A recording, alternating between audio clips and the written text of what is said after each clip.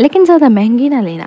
مجھے نہیں چاہیے کہ کوئی چلاک شخص اس کی تصویر کھینچے اور کہے کہ میں کرپشن کر رہا ہوں۔ فریہ نے فوراً بات سمجھ لی اور تیزی سے سر ہلا دیا، لیکن سر ہلانے کے بعد وہ پھر سوچ میں پڑ گئی۔ آخر بیلٹ ہی کیوں؟ فریہ پہلے کسی سے ڈیٹ اور شادی کر چکی تھی۔ وہ جانتی تھی کہ لڑکی کی طرف سے مرد کو مفرل یا بیلٹ دینا تعلق کی ایک خاص نوعیت کی علامت سمجھا جاتا ہے، لیکن جب اس نے ریان کے سچے تاثرات دیکھے تو سوچا کہ چونکہ وہ اسے پہلے مفلر بھی دے چکی ہے، شاید ریان واقعی اپنی بیلٹ بدلنا چاہتا ہو سکتا ہے وہ زیادہ سوچ رہی ہو۔ اپنے یہ سوچتے ہوئے فریہ نے وہ ہار اپنی گردن میں پہنا اور آئینے میں دیکھا۔ اسے لگا کہ وہ کچھ بھی پہنے اچھا لگتا ہے کیونکہ اس کی جلد نکھری ہوئی اور وہ خود خوبصورت ہے۔ اگلے دن فریہ نے وہی ہار پہن کر آفس کا رخ کیا۔ صبح کی میٹنگ ختم ہونے کے بعد صبرین نے اس کے گلے میں پڑے ہار کو دیکھا اور شرارتی انداز میں کہا، یہ ہار واقعی زبردست ہے، وہ تمہارے انداز میں بہت خوب میل کھاتا ہے۔ یہ کل رات کھانے کے دوران انس نے دیا تھا؟ نہیں، انس کا ذکر آتے ہی فریہ نے منہ بنایا۔ کل کھانے کے بعد مجھے لگا کہ ہم ایک دوسرے کے لیے نہیں بنے، اس لیے میں نے آج صبح سے واضح کر دیا کہ اب ہم صرف دوست رہیں گے۔ ایسا کیوں سوچا؟ صبرین نے ایک بسکٹ کا پیکٹ کھولا اور دلچسپی سے پوچھا، تم نے تو کھانے کے دوران پیغام میں کہا تھا کہ وہ ٹھیک ہے۔ وہ تو صرف ظاہری بات تھی۔ بعد میں کھانے کے دوران ہم زارون سے ملے، جب زارون نے میری طرف انگلی اٹھا کر مجھے برا بھلا کہا، انس نے ایک لفظ بھی میری حمایت میں نہیں کہا۔ پھر ریان کے ایک دوست جو کیمبرا یونیورسٹی میں لیکچرر ہیں، انہوں نے انس کے بارے میں چھان بین کی۔ پتہ چلا کہ انس نے اپنے اسٹوڈنٹ سے تعلقات رکھے ہیں اور یونیورسٹی میں کئی لڑکیاں اس پر فریفتہ ہیں۔ معاملہ بہت الجھا ہوا ہے، اس کے ارد گرد بہت سی آزمائشیں ہیں۔ فریہ نے سر ہلایا۔ جیک کی ایک بیٹی بھی ہے، لیکن وہ اس کی پرواہ نہیں کرتا، وہ اچھا باپ نہیں ہے۔ صبرین نے حیرت سے بھویں اچکائیں۔ اصل میں سارا معاملہ ریان نے پیچھے بیٹھ کر سنبھالا تھا۔ ریان واقعی کوئی سادہ آدمی نہیں ہے جو لمحوں میں کسی کو مات دے دے، اور تو اور فریہ نے اس کی باتوں پر بغیر کسی شک کے یقین بھی کر لیا۔ تو پھر یہ ہار، یہ ریان کا گفٹ ہے، اچھا لگ رہا ہے نا؟ فریہ نے گردن پر ہاتھ رکھ کر مسکراتے ہوئے کہا، ویسے کہ تم دوپہر کو فارغ ہو، کل ریان کے لیے کچھ نہیں لے سکی، اس کا ملال ہے، کہ تم میرے ساتھ قریبی شاپنگ مال چلو گی؟ میں اس کے لیے بیلٹ خریدنا چاہتی ہوں، تحفے کے جواب میں۔ بیلٹ؟ صبرین کے ہونٹوں کے کنارے ہلنے لگے اور وہ ہنسی روک نہ سکی۔ فریہ کہ تمہیں ریان پسند ہے؟ فریہ چونکی۔ ایسی باتیں مت کرو، میں اسے اپنے گھر والوں جیسے سمجھتی ہوں۔ کہ تمہیں نہیں پتا کہ جب کوئی عورت کسی مرد کو بیلٹ دیتی ہے تو اس کا مطلب ہوتا ہے کہ وہ اسے خود سے باندھنا چاہتی ہے۔ صبرین نے بے بسی سے کہا کہ تم تھوڑا سا صاف سوچ نہیں سکتی؟ وہ خود چاہتا تھا کہ میں اسے بیلٹ دوں کیونکہ اس کی بیلٹ اچھی نہیں ہے۔ فریہ نے صبرین کو آنکھیں دکھاتے ہوئے کہا۔ صبرین نے بھویں چڑھائیں۔ بات تو بالکل واضح تھی، مگر اسے یقین نہیں آ رہا تھا کہ فریہ کو کچھ بھی محسوس نہیں ہوا۔ کیا وہ تمہیں کوئی اشارہ دے رہا ہے؟ تم حد سے زیادہ سوچ رہی ہو، ہمارا رشتہ بالکل صاف۔ اور پھر وہ، فریہ کی آواز رک گئی۔ وہ یہ نہیں کہہ سکتی تھی کہ وہ ریان کو مرد پسند ہے، وہ مجھے اپنی بہن جیسا سمجھتا ہے، میں نے تو اسے کچھ دن پہلے ایک مفرل بھی دیا تھا۔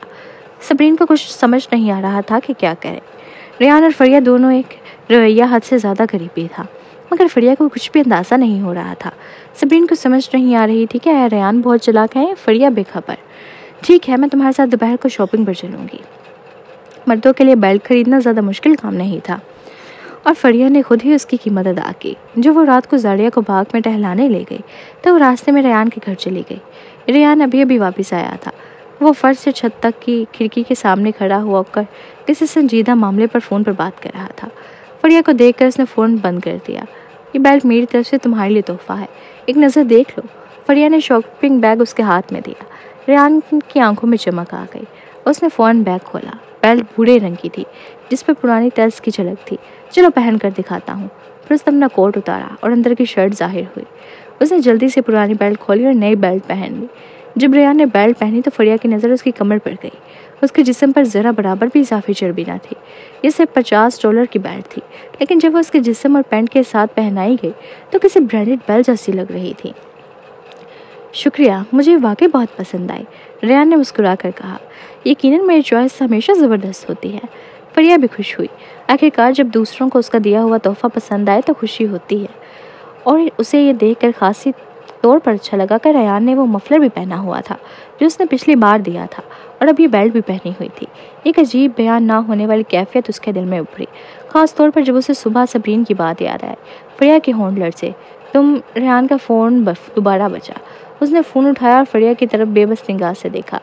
کام بہت زیادہ ہے آج کل، تم اپنا کام کرو، میں زاڑیا کو مزید ٹہلانے لے جا رہی ہوں۔ فریہ کو احساس ہوا کہ ابھی وہ کوئی عجیب سا سوال پوچھنے والی تھی، اس لیے اس نے فوراً خود کو سنبھالا اور زاریہ کو لے کر وہاں سے چلی گئی۔ ریحان نے اسے روکنے کی کوشش بھی نہ کی۔ جیسے ہی فریہ نکلی اس نے پلٹ کر پیچھے دیکھا۔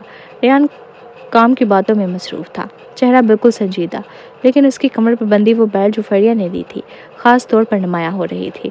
اگلے دن فریہ نے ناشتے کے وقت دیکھا کہ ریحان نے وہی بیلٹ پہن رکھی ہے جو اس نے تحفے میں دی تھی، اگرچہ اس کے کپڑے اس کا کچھ حصہ ڈھانپے ہوئے تھے، لیکن پھر بھی وہ بیلٹ چھلک رہی تھی۔ فریہ نے چپکے سے اسے دیکھا، وہ ہنستے ہوئے ہانیہ سے بات کر رہا تھا۔ نئے سال کی آمد قریب تھی اور وزیر اعظم کے دفتر میں بہت کام ہو رہا تھا۔ ریحان اور احسان سارا دن باہر مصروف تھے۔ فریہ کو بھی کئی دعوتوں میں ہانیہ کے ساتھ جانا پڑتا تھا، لیکن نئے سال سے پہلے ہی وزیر اعظم کے دفتر کے حوالے سے ایک سکینڈل سامنے آ گیا۔ صبح کا وقت تھا اور فریہ معمول سے کچھ پہلے جا گئی تھی۔ اس نے سنا کہ 2 نوکرانیاں صفائی کرتے ہوئے آہستہ آواز میں کچھ باتیں کر رہی تھیں۔ کیا یہ سب سچ ہے جو تم لوگ کہہ رہے ہو؟ پتہ نہیں، لیکن ممکن ہے، میں نے کبھی سرشا کو کسی لڑکی کے ساتھ نہیں دیکھا۔ تم دونوں کیا باتیں کر رہی ہو؟ فریہ نے اچانک کہا، جس سے دونوں نوکرانیاں چونک گئی اور ان کے ہاتھوں میں جھاڑو گر گئے۔ کچھ نہیں، نوکرانیوں کے چہرے سفید پڑ گئے۔ فریہ نے ان کے گھبرائے ہوئے چہروں کو دیکھا اور سخت لہجہ اختیار کیا۔ سچ سچ بتاؤ، میں نے خود سنا ہے کہ تم دونوں سرشاہ کے بارے میں بات کر رہی تھی۔ کیا وہ ریحان تھا؟ مس شیخ براہ کرم غلط مت سمجھے۔ نوکرانیاں اس قدر خوفزدہ ہوئیں کہ کانپنے لگی۔ ہم نے جان بوجھ کر بات نہیں کی، بس ہم نے آج صبح خبر دیکھی اور اسی بارے میں تھوڑی بات کی۔ آئندہ ہم ایسی جرات نہیں کریں گے۔ کون سی خبر؟ فریہ نے چونک کر پوچھا، کیونکہ وہ بھی سو کر اٹھی تھی اور اپنا فون نہیں دیکھا تھا۔ آج صبح کی خبر، سرشاہ کے بارے میں، ایک نوکرانی نے دھیمی آواز میں کہا۔ فریہ مزید کچھ سنے بغیر فوراً اوپر گئی اور اپنا فون اٹھایا اور ریحان کے متعلق تلاش کرنا شروع کیا۔ تلاش کرتے اسے پتہ چلا کہ آج صبح ریحان کے بارے میں کئی خبریں آ چکی تھیں، لیکن یہ سب اس کی ذاتی زندگی کے اسکینڈلز تھے۔ رپورٹرز نے اس کی ایک بار بھی کسی مرد کو گلے لگاتے تصویریں لی تھیں۔ ایک اور تصویر میں وہ ایک مرد کے ساتھ ہاتھ میں ہاتھ ڈال کر ہوٹل کے کھانے سے باہر نکل رہا تھا۔ ان کے انداز کافی قریبی لگ رہے تھے، اگرچہ یہ سب تصویریں اندھیرے میں لی گئی تھیں اور پیچھے سے تھیں، مگر دیکھ کر اندازہ ہو رہا تھا کہ ان کے درمیان کچھ نہ کچھ ضرور ہے۔ کچھ رپورٹرز نے اس مرد کی شناخت بھی ظاہر کر دی تھی جو ریحان کے ساتھ تھا۔ وہ ایک مشہور ہم جنس پرست گے تھا۔ فریہ نے نیچے دیے گئے 10,000 سے زیادہ تبصروں پر نظر دوڑائی۔ اف، یہ تو حیران کر ہے، وزیر اعظم کا بیٹا بھی ہم جنس پرست ہے۔ توبہ ہے، 2 مردوں کے ہاتھوں میں ہاتھ ڈالے دیکھ کر تو گھن آتی ہے۔ مجھ سے یقین نہیں آتا ان کے درمیان کچھ نہیں تھا۔ تمہیں گھن آتی ہے؟ یہ بھی تو محبت ہے، ہمیں ان کے ساتھ امتیازی سلوک نہیں رکھنا چاہیے۔ دوسرے لوگ اگر ہم جنس پرست ہوں تو کوئی بات نہیں، لیکن وزیر اعظم کا بیٹا، یہ تو مناسب نہیں۔ آسٹریلیا کی عوام کیا سوچے گی؟ اسے اور مردوں کو بھی باہر آنے کی ہمت ملے گی، پھر عورتوں کو کیا بنے گا؟ ویسے ہی مرد کم ہیں۔ سچ کہہ رہے ہو، آج کل تو زیادہ تر خوبصورت لڑکے ہم جنس پرست نکل رہے ہیں، اس لیے تو اتنی لڑکیاں اکیلی ہیں۔ ارے بھی یقین سے کچھ نہیں کہا جا سکتا، ہو سکتا ہے یہ سب غلط فہمی ہو۔ ہاں، وزیر اعظم کا دفتر تو ضرور اس کی تردید کرے گا، اتنا شرمندہ ہونا بنتا بھی ہے۔ فریہ مزید تبصرے پڑھ نہ سکی۔ کچھ ٹھیک تھے، مگر کئی سخت اور ظالمانہ تھے۔ کچھ نے تو ریحان کو برا بھلا بھی کہا تھا۔ ریحان جو کہ ایک صاف ستھرا انسان تھا، اسے اس طرح کی گالیاں سننا فریہ کو بہت برا لگا۔ مگر تصویریں دیکھ کر اس کے دل میں ایک عجیب سی الجھن پیدا ہوئی۔ چند دن پہلے تک وہ سوچ رہی تھی کہ شاید ریحان اسے پسند کرتا ہے، اور وہ سمجھ گئی کہ وہ حد سے زیادہ سوچ رہی تھی۔ ریحان صرف اس سے اس لیے اچھا سلوک کرتا تھا کیونکہ وہ اسے اپنے خاندان سمجھتا تھا، کیونکہ وہ مردوں کو پسند کرتا تھا۔ لیکن اگر یہ اسکینڈل مزید پھیل گیا تو یہ ریحان کے سیاسی کیریئر پر بہت منفی اثر ڈال سکتا تھا۔ یہ سوچ کر فریہ نے جلدی سے منہ ہاتھ دھویا اور ریحان کے پاس جانے لگی، لیکن جب اس کے کمرے میں پہنچی تو اسے بتایا گیا کہ ریحان کو وزیر اعظم کے دفتر بلایا گیا ہے۔ فریہ فوراً مرکزی عمارت کی طرف بھاگی۔ جیسے ہی وہ اندر داخل ہوئی، اس نے اوپر مطالعے والے کمرے سے چیزیں پھینکنے کی آوازیں اور احسان کی ڈانٹ سنی۔ دروازہ بند ہونے کے باوجود آوازیں صاف سنائی دے رہی تھیں۔ اس نے احسان کو کبھی اتنے غصے میں نہیں دیکھا تھا۔ یہ دیکھ کر وہ خود بھی ڈر گئی۔ جب فریہ 10 منٹ سے زیادہ دیر تک وہاں کھڑی رہی تو اس نے ریحان کو سیڑھیوں سے نیچے آتے دیکھا۔ اس کا خوبصورت چہرہ زرد پڑ چکا تھا اور پیشانی پر ایک زخم کا نشان تھا، شاید اسے کسی چیز سے چوٹ لگی تھی۔ کیا تم ٹھیک ہو؟ فریہ نے گھبراہٹ سے پوچھا۔ کہ تمہیں ضرورت نہیں، ریحان نے سر جھٹکا اور باہر نکل گیا۔ وہیں رکو، احسان کی سنجیدہ آواز پیچھے سے آئی۔ مجھے فرق نہیں پڑتا کہ تم کیسے کرتے ہو، لیکن تمہیں اس معاملے کو واضح کرنا ہوگا اور تمہیں آدھے مہینے کے اندر ایک گرل فرینڈ بنانی ہی پڑے گی۔ میں اپنی عزت کو مزید مجروح نہیں ہونے دے سکتا۔ عزت مجروح؟ ریحان نے پیچھے مڑ کر ایک تلخ کہہ لگایا۔ ایک بیٹے کی حیثیت سے مجھے حق بھی حاصل نہیں کہ میں جسے چاہوں محبت کر سکوں؟ چپ ہو جاؤ ریحان، ہم جنس شادی اگرچہ قانونی ہے، لیکن تم اپنی زندگی برباد مت کرو۔ احسان نے غصے سے اس کی طرف دیکھا۔ فوراً اسے اپنا تعلق ختم کرو۔ ریان نے اپنے لب بھینچ دیے، پھر پیچھے مڑے بغیر چلا گیا۔ اس کے بعد لاؤنج میں ایک عجیب سی خاموشی چھا گئی۔ فریہ کا دل گھبرا گیا۔ احسان کا رد عمل اسے خوفزدہ کر رہا تھا۔ فریہ، چونکہ تم ریان کے قریب ہو، تمہیں اسے سمجھانا چاہیے، احسان نے بے بسی سے کہا۔ وزیر اعظم آفس پر بہت لوگ نظریں جمائے بیٹھے ہیں۔ ریان جوان ہے اور اس پر رسوخ رکھتا ہے، اس لیے بہت سے لوگ اسے جلتے ہیں۔ اگر وہ اس طرح چلتا رہا تو اپنی زندگی خود برباد کر دے گا۔ مجھے فرق نہیں پڑتا کہ میں عہدے پر رہوں یا نہیں، لیکن وہ بھی جوان ہے۔ یہ کہہ کر احسان تیز قدموں سے وہاں سے چلا گیا۔ ہانیہ بھی اوپر سے اتری، اس کے چہرے پر فکر مندی کے اثار تھے۔ موم، کیا آپ ناشتہ کریں گی؟ فریہ نے نرمی سے پوچھا۔ مجھے بھوک نہیں ہے، ہانیہ نے آہ بھری۔ اب سمجھ آ رہا ہے کہ اسے میرے پسند کی لڑکیاں کیوں پسند نہیں آئیں۔ قصور میرا ہے کہ میں نے وقت پر کچھ محسوس نہیں کیا۔ مجھے سمجھ نہیں آتی کہ وہ ایسا کیسے ہو گیا۔ فریہ بحران تھی۔ عورتیں تو بہت اچھی ہوتی ہیں، ایک مرد کو مرد میں کیا نظر آتا ہے؟ پھر بھی اس نے کہا، بڑی موم، یہ تصویر کس نے لی؟ ان کی ہمت کیسے ہوئی کہ اس سے ایسی چیزیں شائع کریں؟ کیا وہ ایگزیکٹو کونسل سے ٹکر لینا چاہتے ہیں؟ ایسے بہت لوگ ہیں جو ہم سے ٹکر لینا چاہتے ہیں، ہانیہ نے مصنوعی مسکراہٹ کے ساتھ کہا۔ پہلے اتنا برا نہیں تھا، لیکن دنیا میں ہمیشہ حاسد لوگ رہتے ہیں، چاہے ریان اور شخص صرف دوست ہی کیوں نہ ہو۔ لوگ یقین نہیں کریں گے، اس لیے ضروری ہے کہ وہ جلد از جلد گرل فرینڈ بنا لے۔ اگر منگنی بھی کر لے تو کوئی مسئلہ نہیں۔ فریہ، برائے مہربانی ریان کو سمجھاؤ، ہانیہ نے کہا۔ فریہ لاجواب رہ گئی کہ اس نے سمجھانے کی کوشش نہیں کی تھی، لیکن ریان اس کی ایک نہیں سنتا۔ 1 گھنٹے سے بھی کم وقت میں ریان ایک ہمجنس پرست ہونے کی خبر کو دبا دیا گیا۔ ایگزیکٹو کونسل نے باقاعدہ وضاحت جاری کی کہ ریان اور وہ شخص صرف دوست ہیں۔ جس دن تصویر لی گئی اس دن ریان نے زیادہ شراب پی لی تھی اور چلنے کے قابل نہیں تھا، اس لیے اس کے دوست نے سہارا دیا۔ پھر بھی بہت سے لوگ اس وضاحت پر یقین نہیں کر رہے تھے، لیکن PR ٹیم نے ان تمام تبصروں کو ہٹا دیا جن میں وضاحت پر سوال اٹھائے گئے تھے۔ 1 دن کے اندر اندر یہ معاملہ آہستہ آہستہ دب گیا۔ فریہ نے سکون کا سانس لیا اور ریان کو فون کیا، لیکن اس نے کال نہیں اٹھائی، نہ ہی اس کے پیغامات کا جواب دیا۔ اسے اندازہ ہو گیا کہ ریان اس وقت شدید ذہنی اذیت میں ہے۔ فریہ خود بھی کسی سے محبت کر چکی تھی اور جانتی تھی کہ جب انسان جس سے محبت کرے اس کے ساتھ نہ رہ سکے تو وہ کیسے دکھ ہوتا ہے، لیکن وہ ریان کی کیسے مدد کر سکتی تھی؟ ریان نے اسے بے شمار بار سہارا دیا تھا اور وہ اب اس کی مدد کرنا چاہتی تھی۔ جب وہ شام کو دی لاج واپس آئی تو ریان ابھی تک نہیں آیا تھا۔ زاریہ کو سلانے کے بعد اس نے دوبارہ ریان کو فون کیا۔ اس بار کال تو اٹھا لی گئی، لیکن دوسری طرف سے ایک انجانی آواز آئی۔ ہیلو، کیا آپ فون کے مالک کے دوست ہیں؟ وہ بار میں بہت زیادہ شراب پی چکا ہے، میں یہاں کا ویٹر ہوں۔ جی میں ہوں۔ فریہ نے فوراً اپنی جگہ سے کھڑی ہو گئی۔ یہ بار کہاں ہے؟ میں فوراً آتی ہوں۔ ویٹر نے جیسے ہی پتہ بتایا، فریہ نے آیا کو اطلاع دی، گاڑی کی چابی لی اور جلدی سے باہر کی طرف روانہ ہو گئی۔ رات کے سناٹے میں سڑک پر زیادہ گاڑیاں نہیں تھی، اس لیے وہ تقریباً آدھے گھنٹے میں وہاں پہنچ گئی۔ ریحان بار کے کونے میں صوفے پر لیٹا ہوا تھا، ایک ہاتھ اس کی آنکھوں پر تھا، دوسرے ہاتھ میں شراب کی بوتل تھی۔ وہ نشے میں لگ رہا تھا اور بالکل بھی حرکت نہیں کر رہا تھا۔ فریہ اس کے قریب گئی اور میز پر پڑی خالی بوتلوں پر ایک نظر ڈالی۔ نشے میں مدہوش آنکھوں سے اس نے الجھن اور بے بسی سے اس کی طرف دیکھا۔ اس کی پیشانی پر چوٹ کا نشان اب بھی نمایاں تھا۔ یہ منظر ایک لمحے کے لیے فریہ کے دل کو چیر گیا۔ فریہ ریحان کو کافی عرصے سے جانتی تھی، اس نے ریحان کے کئی پہلو دیکھے تھے، لیکن کبھی اسے اتنا مایوس اور بے بس نہیں دیکھا تھا۔ وہ کتنا دکھی اور تناؤ کا شکار ہوگا جو اتنا زیادہ پی گیا۔ ریحان نے اسے کئی بار سہارا دیا تھا اور وہ چاہتی تھی کہ وہ کسی طرح اس کی مدد کرے۔ اب بس کرو، تو میں گھر لے جا رہی ہوں۔ فریہ نے اس کے ہاتھ سے بوتل لے لی۔ مجھے اکیلا چھوڑ دو۔ ریحان نے اس کا ہاتھ جھٹکا، اپنا جسم سیدھا کیا اور دوبارہ بوتل تھام لی۔ فریہ نے فوراً اس کا بازو پکڑا اور زبردستی کھینچنے لگی۔ چلو گھر چلتے ہیں۔ ریحان لڑکھڑاتا ہوا کھڑا ہوا، لیکن قدم جمے نہیں اور فریہ پڑا گیا۔ فریہ نے اس کی کمر میں ہاتھ ڈال کر سنبھالا، 2 قدم پیچھے ہٹی تو دونوں کا توازن بحال ہوا۔ اس نے گہری سانس لیا اور اسی لمحے ریحان نے اپنا ہاتھ بڑھا کر اس کا گلے لگا لیا۔ فریہ کچھ لمحے کے لیے چونک گئی، لیکن اس کے بعد فطری طور پر اس کی پیٹھ تھپ تھپانے لگی۔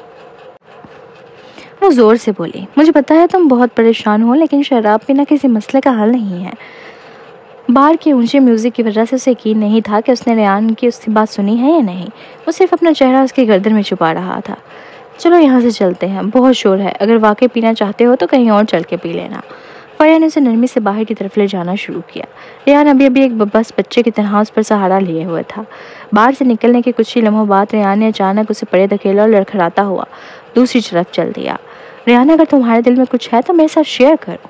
फरिया उसके पीछे गई और जिद से उसका बाजू पकड़ लिया। जब मेरी ज़िंदगी बर्बाद हो रही थी मैंने तुम्हें अपना सहारा बनाया था, अब तुम भी मुझे सहारा समझ सकते हो। रेयान लड़खड़ाया और एक दरख्त से टेक लगा ली। चांदनी उसके सुर्ख चेहरे पर पड़ रही थी। लोग कहते हैं कि मैं किसी ऐसे से मोहब्बत कर बैठा हूँ जिसे नहीं करनी चाहिए थी। ये कहकर उसने एक हिचकी ली। उसकी आंखों में दुख और कर्ब था। मोहब्बत? फरिया कुछ देर के लिए उलझन में पड़ गई। तभी उसे वह तस्वीर याद आई जिसमें रेयान एक मर्द का हाथ थामे हुए था। उसे एहसास हुआ कि रेयान को किसी मर्द से मोहब्बत हो गई है। ये पसंद नहीं बल्कि मोहब्बत थी। अगर रेयान एक आम इंसान होता तो फरिया बगैर सोचे समझे उसे उसके पीछे जाने का मशवरा देती, लेकिन रेयान की हैसियत कुछ और थी। और ऊपर से उसके मुंह बोले माँ बाप ने उसे कहा था कि रेयान को उस रात से वापस लाना है। कि तुम वाकई उससे इतनी मोहब्बत करते हो? फरिया का दिमाग सुन्न हो गया। पहली बार उसे ऐसे मसले से वास्ता पड़ा था। ज़रा सोच कर देखो, अगर तुमने सच्ची मोहब्बत के पीछे चले गए तो तुम्हारा मुस्तकबिल तबाह हो जाएगा। हाँ, दुनिया में हम जिन्स परस्ती आम बात होती जा रही है, लेकिन तुम्हारा ख़ानदान बहुत कदामत पसंद है और तुम्हारा ताल्लुक सियासत से है, तो फिर क्या करूँ? रेयान ने अचानक बात काट दी। उसकी आंखें नशे से धुलनी थी। फरिया कुछ लम्हे के लिए चुप हो गई। ये तुम पर है कि तुम किस किस्म के इंसान हो को पसंद करते हो। अगर वाकई मर्दों में दिलचस्पी है तो तुम बिजनेस में जा सकते हो। तुम जितने ज़हीन हो किसी भी शबे में कामयाब हो सकते हो। लेकिन मेरी ज़ाती राय है कि तुम्हें औरतों में दिलचस्पी होनी चाहिए। कि तुमने कभी किसी औरत को चूमा है? औरतें? इससे पहले कि वो अपनी बात मुकम्मल करती अचानक एक साया उस पर छा गया। वो चौंक गई। रेयान ने उसे चूम लिया था। उसके होंठ ठंडे थे। फरिया की आंखें हैरत से खुल गई। रेयान की मदहोश गहरी आंखों को देखकर वो साख्त हो गई। तुमने कहा था कि औरतों की खुशबू अच्छी होती है और वो नर्म होती हैं, तो मैंने सोचा क्यों ना आजमा कर देखूं। रेयान ने मध्यम आवाज़ में कहा और हल्के से उसके होंठ चूमे। फरिया के अंदर गुस्से की लहर दौड़ गई। वो सिर्फ आजमाना चाहता था, इसलिए उसने उससे चूमा। कि वो जानता भी है कि वो कौन है? उनके रिश्ते के लिहाज से ऐसा बोसा मुमकिन ही नहीं था। ओह खुदाया, वो तकरीबन पागल हो गई थी। फरिया, एक बार और आजमा लेने दो।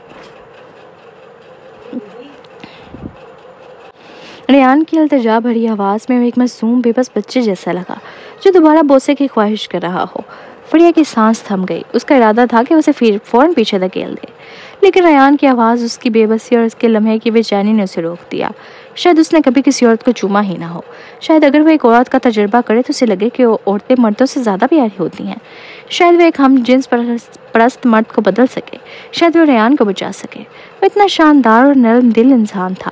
कितना अफसोसनाक होता अगर वो वाकई हम जिन्स परस्त होता, ख़ास तौर पर उसकी हैसियत के साथ। लोग उसे बुरी तरह तनकीद का निशाना बनाते। वो नहीं चाहती थी कि लोग उसे ताना दें, तो क्या उसे कुछ वक्त के लिए कुर्बानी देना चाहिए? ये तमाम ख्यालात चंद लम्हों में उसके जहन में चक्कर खाने लगे, लेकिन जब तक वो सोच ही रही थी रेयान ने उसके होंठों को अपने बोसे से मुकम्मल तौर पर फतह कर लिया था। एक शदीद और जज्बाती बोसा था। फरिया शर्मिंदगी से साख्त हो गई, जबकि रेयान मजीद पुरजोश, खुद मुख्तार और शदीद होता जा रहा था। वो मुसलसल उसे थामे रखता और चूमता रहा। उसके होंठों की गर्मी ने फरिया को कांपने पर मजबूर कर दिया। सर्दियों की रात में भी फरिया को लगा जैसे वो जल रही हो। ख़ास तौर पर उसका चेहरा, अगर उसके चेहरे पर पानी होता तो वो भाप बन जाता। क्या? फरिया ने मुश्किल उसे परे करने की कोशिश की और बड़बड़ाई, हरकत बंद करो, तुम्हारे होंठ बहुत नरम है।